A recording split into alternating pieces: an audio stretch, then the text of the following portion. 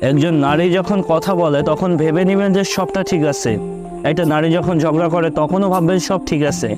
কিন্তু যখন কোনো নারী চুপ হয়ে যাবে তখন ভেবে নেবেন যে একটা ঝামেলা হয়ে গেছে।